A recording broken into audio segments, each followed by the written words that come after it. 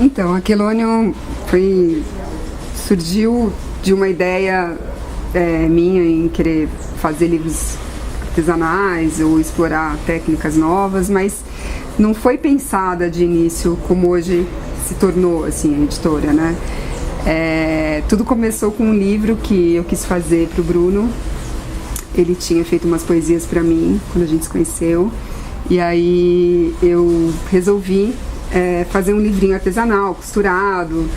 E uma amiga que estuda tipografia falou: por que você não faz em linotipo? E eu já tinha visto como funcionava a máquina, o processo todo em linotipia, só que eu falei: mas existe ainda? Alguém faz esse tipo de trabalho atualmente? E aí descobri uma gráfica no Brás e corri para fazer. Enfim, a gente acabou fazendo o primeiro título, foi esse livro de poemas do Bruno, com essa técnica. E a gente ficou os dois encantados com esse universo das gráficas antigas. Eu já estudava, a gente já tinha tido um contato com esse tipo de técnica fora, né, fora do Brasil, mas foi a partir desse primeiro título do Bruno que tudo aconteceu. Bom, a gente começou a fazer esses livros nessa gráfica no Brás, que era uma gráfica antiga, que trabalhava com técnicas tradicionais de impressão e de composição do texto, né? Então, linotipo, composição e impressão em tipografia. E a gente começou a fazer vários livros lá, quer dizer, então a gente começou a explorar essas técnicas de diferentes maneiras. E a gente foi convidando autores que a gente conhecia, que a gente gostava.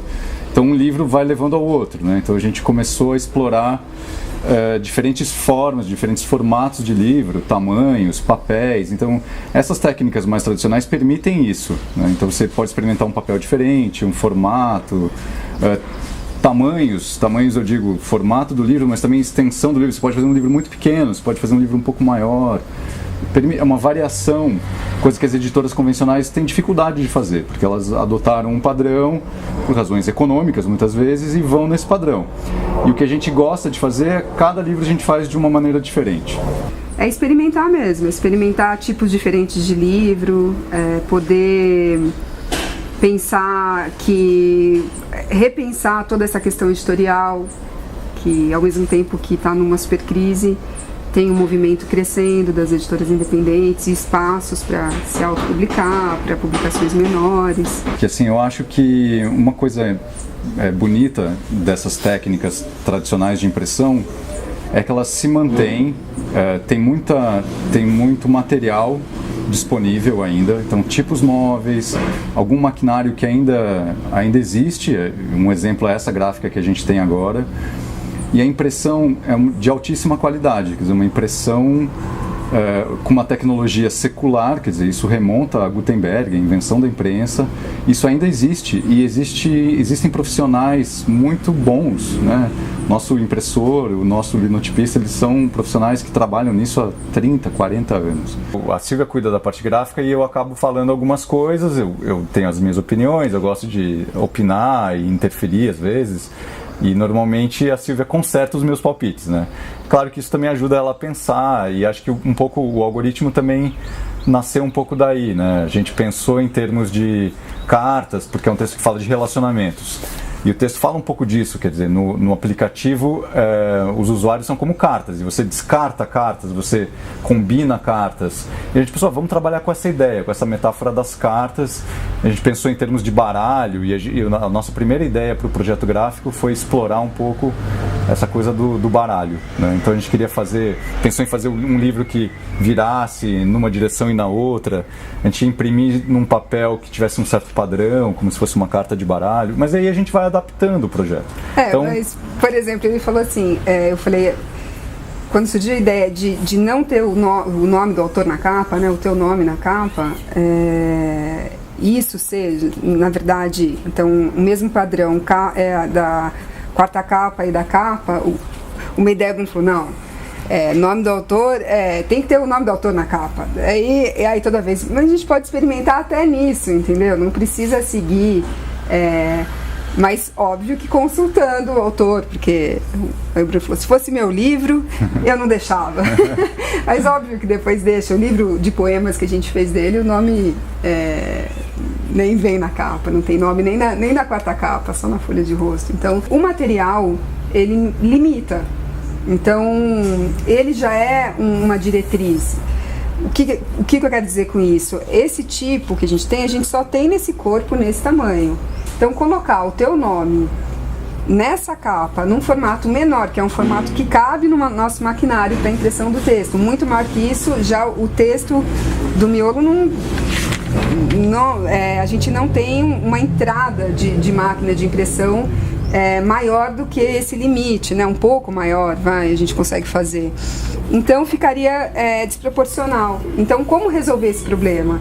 E aí não é resolver aleatoriamente, vamos colocar, não vamos colocar, é pensar qual que é a história do livro, o que ele permite, faz sentido? E o papel espelho também, ele funcionou, é um papel que quem tiver o livro vai ver que a marca, como a impressão faz um sulco no papel, deixa um relevo, e o papel é muito fino, ele quase que fica uma impressão em baixa do que está de um lado. Isso aqui é só um boneco, o livro, isso é só a gente está em plena produção, então ele está até entrando aqui, mas dá para ter essa ideia, né? Só que aí as questões de testar, a gente achou um papel que é difícil de encontrar, que é difícil de ter essa... Você quer saber lá como é que vai os outros filmes aí, plena produção. Em plena produção. Eu acho que assim, pensando nessa produção recente de editores independentes, e especialmente editores independentes ligados à literatura, que é o nosso caso, né? Por que eu acho que é interessante esse movimento? Eu acho que, de alguma forma, renova uma experiência de leitura que as grandes editoras continuam oferecendo, mas de uma maneira talvez um pouco distante do público. Então, eu acho que as editoras independentes conseguiram uma coisa, estão conseguindo, né, um processo, a gente está nesse movimento, de se reaproximar de um público, eu acho que na poesia isso é evidente, quer dizer, um público de poesia, que é um público ávido por leitura, fiel, um público super qualificado, né, ele é um público que gosta, né, desse livro caprichado, feito de uma maneira com atenção para a materialidade do livro, né? E o próprio processo de circulação do livro, que as editoras independentes também estão modificando, quer dizer, a cadeia do livro está sendo modificada, né? Então você vai nas feiras e você encontra o editor, às vezes o próprio autor está na feira para acompanhar o lançamento, para autografar, quer dizer, então tem uma proximidade muito grande entre os leitores, os autores, os editores, que as grandes editoras muitas vezes não conseguem fazer, porque estão atreladas a um modelo que é esse modelo que a gente já não quer mais, que são essas mega livrarias, livros num formato desgastado. Quer dizer, então a reinvenção do objeto que as editoras independentes estão fazendo também promove essa ruptura e essa renovação de você olhar para o livro de uma maneira mais afetuosa, mais íntima, né?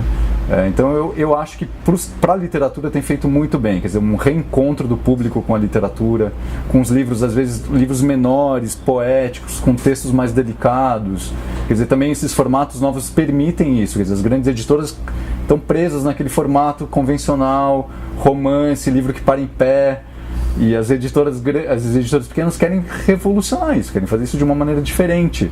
E o público também quer isso. Então eu acho que é um encontro feliz entre esses vários atores, digamos assim. Mas é interessante isso, porque não só para quem vai ter o livro pronto na mão, mas o processo, a gente, né, trabalhando no livro, e o autor nesse contato direto, é um outro livro. É uma outra experiência assim mesmo. O autor gosta de ver o livro dele sendo impresso, gosta de ver a matriz.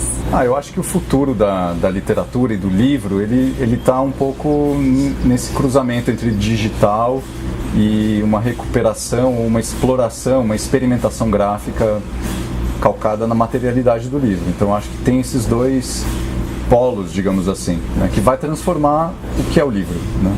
Os livros, como os livros que a gente conhece, 14x21, 16x23, eles são livros, a gente adora esses livros, a gente ama esses livros, né? Então eles vão continuar, eles são uma tecnologia também muito antiga, mas acho que o processo todo está se transformando, um pouco por conta dessa tecnologia de ponta, que criou o livro digital e que faz circular o livro de uma maneira muito mais rápida.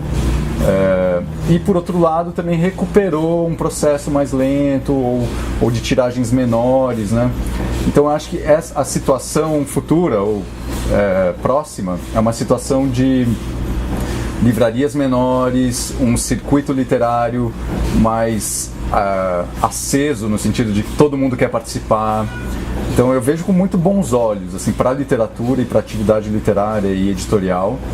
Tanto a coisa tecnológica, quer dizer, então o livro digital eu acho que ele também permite uma experimentação, você incluir coisas que o livro convencional não permite, circular de uma maneira muito mais rápida e ampla, então você atinge um público maior, né? E por outro lado, mas num movimento meio parecido, o livro artesanal, o livro de tiragem limitada, ele também permite fazer isso que a gente faz, quer dizer, explorar técnicas, formatos diferentes, se aproximar de um público que é o público amante da literatura, do livro. Então eu vejo de uma maneira muito positiva. O que eu acho é que assim, algumas estruturas que a gente tem hoje, por exemplo, livrarias enormes, acho que a gente vai estar caminhando para livrarias mais segmentadas, feira de publicação, um movimento mais orgânico em torno do livro, menos de massa.